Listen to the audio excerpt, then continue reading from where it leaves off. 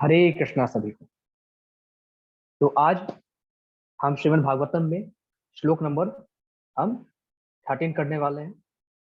लेकिन उससे पहले हम भगवान कृष्ण की प्रार्थना करेंगे। ठीक है, तो सभी लोग हाथ जोड़ लें और भगवान कृष्ण की प्रार्थना करें।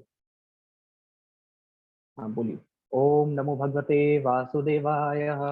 जन्माधस्य यतो अन्वया तितरतश्चार्थे अस्मभिज्ञा स्वराट तेने ब्रह्म हृदया आदि कव्ये मुह्यन्ति यत् सूर्यः तेजोवारिमृदां यथा विनिमयो यत्र त्रिसर्गो मृषा धाम्ना स्वेन सदा निरस्ते कुहकं सत्यं परं धीमहि। फिर आगे। नारायणं नमस्कृत्य नरं चैव नरोत्तमं देवीं सरस्वतीं व्यासं ततो जय मुदीरये। फिर आगे आज का श्लोक नंबर 13। ठीक है, तो भगवान यहाँ पे सोनक ऋषि आखिरी में पूछते हैं श्री सूत जी से, तत्सर्वं न समाचश्रव पुष्टो अदीह यदीह किंचनः मन्ये त्वां विषये वाचां स्नात मन्यन्त्र छान्दसात्। यहाँ पे श्री सूत जी कहते हैं, हम जानते हैं सारे प्रश्न श्री सूत जी ने पूछ लिए पहले। ठीक है, कि क्यों राजा परीक्षित को अपना शरीर त्यागना पड़ा, क्यों आखिर पराशर मुनि वेद व्यास पराशर मुनि से जन्म लिए थे, किस प्रकार से जन्म लिए, इनकी कथा बताइए, परीक्षित महाराज की कथा बताइए, भगवान श्री कृष्ण की कथा बताइए। सारी कथाएं मैं जानने की इच्छुक हूँ। संसार कैसे उत्पन्न हुआ, सारी कथा बताइए। सब कुछ यहाँ पे अब बताने के लिए कह रहे हैं सोनक ऋषि श्री सूत जी से। फिर आगे कहते हैं कि हम जानते हैं श्री सूत जी, हे महर्षि, आप वेदों के कतिपय अंश को छोड़कर अन्य समस्त विषयों के अर्थ में पटु हैं। अतएव आप उन सारे प्रश्नों की स्पष्ट व्याख्या कर सकते हैं जिन्हें हमने आपसे पूछा है। तो यहाँ पे क्या कहते हैं सोनक ऋषि कि हे श्री सूत जी महाराज, आप वेदों के अंश को छोड़कर हर तरह के विषय के अर्थ में पटु हैं, मतलब कि हर तरह की चीजों को आसानी से बता सकते हैं। तो हमने जो प्रश्न आपसे पूछा है, हे श्री सूत जी, आप हमें उसका उत्तर दीजिए। ठीक है, फिर आगे श्री सूत जी क्या कहते हैं, श्रीशुतुवाच द्वापरे समनुप्राप्ते तृतीये युगपर्ये जाता पराशराय योगी वास्वयाम का कलया हरे।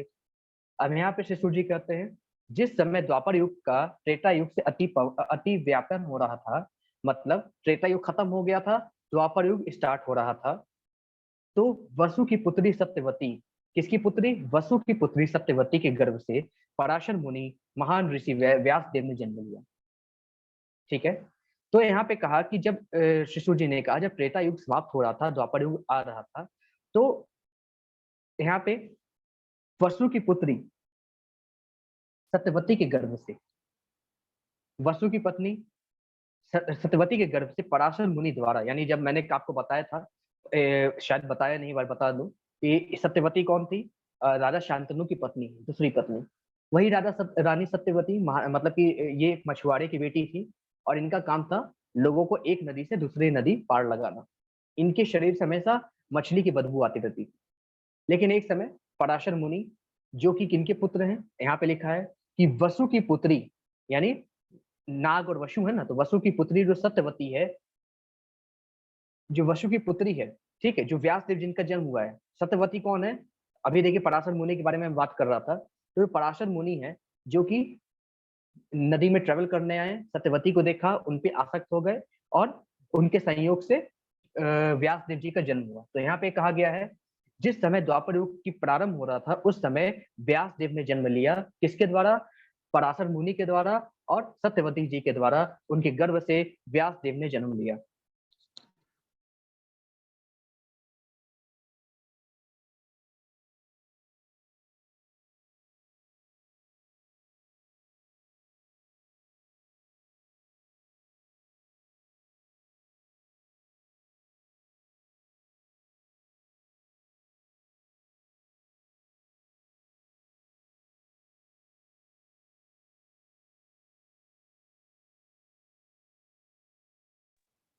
फिर आगे यहाँ पे क्या बोलते हैं श्री सूर्य जी, कदाचित सरस्वतया उपसपृश्य जलम शुचि विविक्त एक आसीना उदिते रविमंडले। फिर आगे श्री सूर्य जी बोलते हैं, एक बार सूर्योदय होते ही उन्होंने, व्यास देव ने, सरस्वती के जल से प्रातःकालीन आचमन किया और मन एकाग्र करने के लिए वे एकांत में बैठ गए। तब यहाँ पे श्री सूर्य जी बताते हैं कि हे शौनक ऋषि, सुनिए, एक बार सूर्योदय होते ही, जब एक बार सूर्योदय होने वाला था, उस समय व्यास देव सरस्वती नदी जी के पास गए, वहां पे आचमन किया, हाथ में लेके उस जल को पिया और मन एकाग्र करने के लिए सरस्वती जी के तट पर बैठ गए एकांत में। फिर आगे क्या कहते हैं श्री सूर्य जी, परावर्गय स ऋषि कालेना व्यक्त रमहसा युग धर्म व्यक्तिकरम प्राप्तम भूवि युगे युगे। श्री सूर्य जी कहते हैं, महर्षि व्यास देव ने युग के कर्तव्यों में विरोधाभास देखा। कालक्रम में पृथ्वी पर अदृश्य शक्तियों के कारण विभिन्न युगों में ऐसा होता रहता है। ठीक है, तो यहाँ पे उन्होंने, क्योंकि वो त्रिकालदर्शी थे, तो यहाँ पे तात्पर्य पढ़ते तो आसानी से समझ में आएगा। व्यास देव जैसे ऋषि मुक्त आत्मा होते हैं, क्योंकि ये तो भगवान के अवतार भी थे, अतएव वे भूत तथा भविष्य को स्पष्ट देख सकते हैं। अतएव वे कलयुग में आने वालों की विसंगतियों को देख सके और तद अनुसार उन्होंने जन समान के लिए ऐसा प्रबंध किया जिससे वे इस अंधकारमय युग में प्रगतिशील जीवन का अनुगमन कर सके। इस कलयुग के समान लोग नाशवान पदार्थ के प्रति अधिक रुचि दिखाते हैं। अज्ञानता के कारण वे जीवन निधि का मूल्य नहीं समझ पाते और आध्यात्मिक ज्ञान से आलोकित नहीं हो सकते। तो व्यास देव जी ने सब कुछ पहले ही जान लिया था कि कलयुग के मनुष्य कैसे होने वाले हैं। वे सब नश्वर चीजों के पीछे भागेंगे, काम वासना के पीछे भागेंगे, सांसारिक चीजों के पीछे भागेंगे, घर बंगला गाड़ी सब के पीछे भागेंगे, जिसका कोई अस्तित्व नहीं है, आगे जाके कुछ समय में, कुछ काल में समाप्त हो जाता है। नाशवान चीज, और जो हमेशा रहने वाला है भगवान के पीछे, वो कभी नहीं जाते। ये व्यास देव जी पहले ही जान गए थे। ठीक है, फिर आगे शिशु जी बोलते हैं, भौतिकानां च भावनां शक्ति हैलतां च तत्कृतम् अश्रय अश्रय दद्यानात्रिः सत्त्वान् दुर्मेधान् हयसितायुषः दुर्भगांश्च जनान् वीक्ष्य मुनिर्वीयेन चक्षुषा सर्ववर्णाश्रमाणां यदश्चो यद यदधयो हितं मूढ़ दृक्।